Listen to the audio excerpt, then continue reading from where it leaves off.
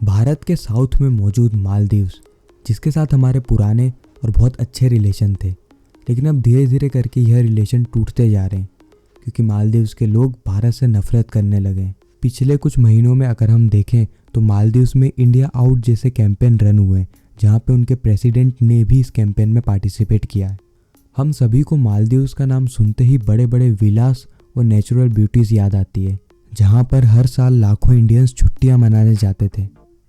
मैंने इसलिए कहा क्योंकि भारत में हाल फिलहाल मालदीव्स को बॉयकॉट किया जा रहा है। बॉयकॉट मालदीव जैसे हैशटैग ट्विटर पे ट्रेंड कर रहे हैं। बड़े से बड़ा सेलिब्रिटी हो या हमारे देश के प्रधानमंत्री, सभी डायरेक्टली या इनडायरेक्टली भारतीय लोगों से अनुरोध कर रहे हैं कि वह मालदीव जाने की जगह लक्षद्वीप जाएं। तो आइए जानते हैं कि भारत और मालदीव्स के बीच में ऐसा क्या हो गया है कि मालदीव्स के लोग भारत से नफरत करने लगे और दूसरी तरफ भारत में भी मालदीव्स को बॉयकॉट किया जा रहा है। लेकिन उससे पहले मैं चाहूंगा कि आप नरेंद्र मोदी की यह वीडियो देखिए। द्वीप की सुंदरता को शब्दों में समेटना बहुत मुश्किल है।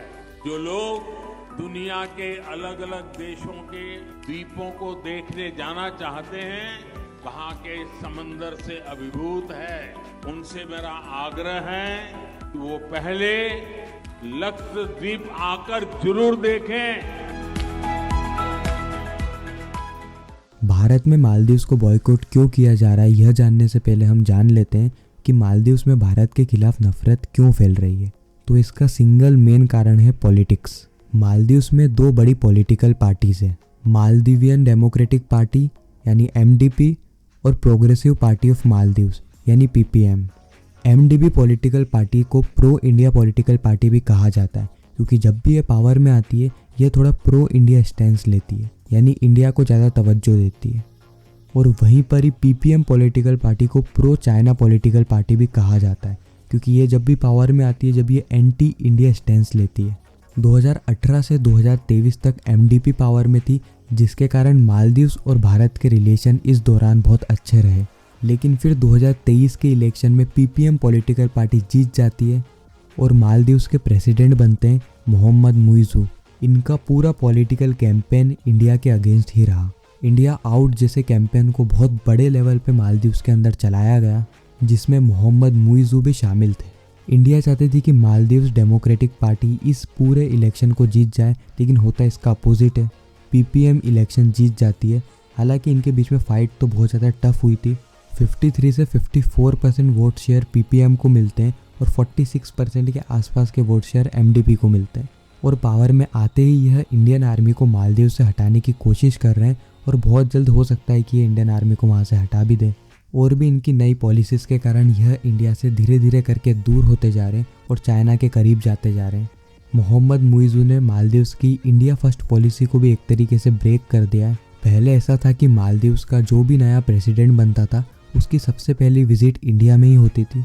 ऐसा इसीलिए क्योंकि हर कंट्री सबसे पहली विजिट हमेशा उस देश में करता है जो कि उसके लिए सबसे ज़्यादा इम्पोर्टेंट होती है। और मालदीव्स भी हमेशा से यही करता आ रहा था, लेकिन 2023 में कुछ अलग हो जाता है। मुइज़ू अपनी सबसे पहली विजिट टर्की में करते हैं और अपनी सेकंड विजिट करते हैं चाइना में।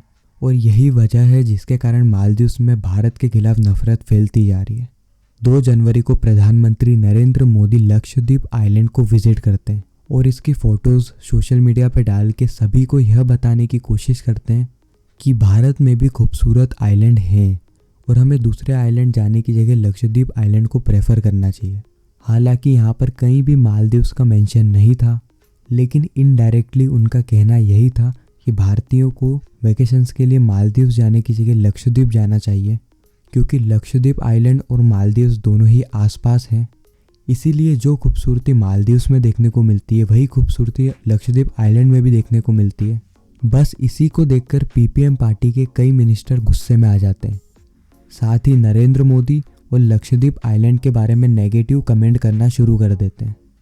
इनमें से मैं आपको एक बहुत ज़्यादा पॉपुलर कमेंट बताता हूँ जो कि अभी बहुत ज़्यादा वायरल हो रहा है। PPM की deputy minister of youth empowerment, information and arts Mariyam Shiuna का एक कमेंट है जहाँ पर ये नरेंद्र मोदी को एक जोकर से कंपेयर कर रही है और साथ ही इजराइल का पपेट बता रही है, यानी इजराइल की कठपुतली बता रही है। हालांकि यह पोस्ट यह कुछ समय बाद हटा देती है, लेकिन इसके स्क्रीनशॉट बहुत ज़्यादा वायरल हो जाते हैं। और फिर आ जाता है इंडियंस को गुस्सा, जो कि स्वाभाविक है क्योंकि कोई हमारे प्रधानमंत्री को ऐसा बोलेगा और हम उसको रिप्लाई ना दें। और फिर देखते ही देखते कुछ ही घंटों में बहुत सारे हैशटैग वायरल होने लगे, जिसमें से एक हैशटैग है हैशटैग बॉयकॉट मालदीव्स। और फिर देखने को मिलता है कि कई सारे बॉलीवुड एक्टर्स, एक्ट्रेस और एक्स क्रिकेटर भी इसके समर्थन में आने लगते हैं, जैसे एक्स क्रिकेटर आकाश चोपड़ा, सचिन तेंदुलकर, अक्षय कुमार, श्रद्धा कपूर और भी कई सारे लोग हैं जिन्होंने इसमें समर्थन दिखाया है। शायद मालदीव्स के मिनिस्टर ये सारी चीज़ें भूल गए हैं कि इनकी जीडीपी का 28% हिस्सा सिर्फ और सिर्फ टूरिज्म से आता है और इनमें से भी सबसे ज़्यादा इंडियंस ही है जो मालदीव्स में जाते हैं।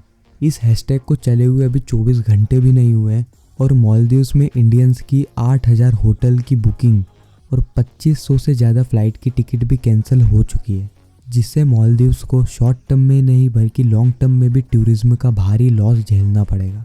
और इसी का ही रिप्लाई देते हुए मालदीव्स की गवर्नमेंट ने उन तीनों ही मिनिस्टर्स को सस्पेंड कर दिया है जिन्होंने नरेंद्र मोदी और लक्षद्वीप आइलैंड के ऊपर कमेंट किया था। मालदीव्स की गवर्नमेंट अपने आप को उन तीनों से अलग कर लेती है और यह कहती है कि जो कुछ भी उन्होंने कमेंट किया वह गवर्नमेंट का ओपिनियन नहीं है बल्कि उनका पर्सनल ओपिनियन है, और ऐसे कमेंट करने वालों के खिलाफ कार्रवाई करने में भी वह पीछे नहीं हटेंगे। अगर अब हम बात करें लक्षद्वीप की, तो लक्षद्वीप 36 आइलैंड से मिलकर बना हुआ है, लेकिन फिर भी वह टूरिज्म के मामले में मालदीव्स जितना पॉपुलर नहीं है।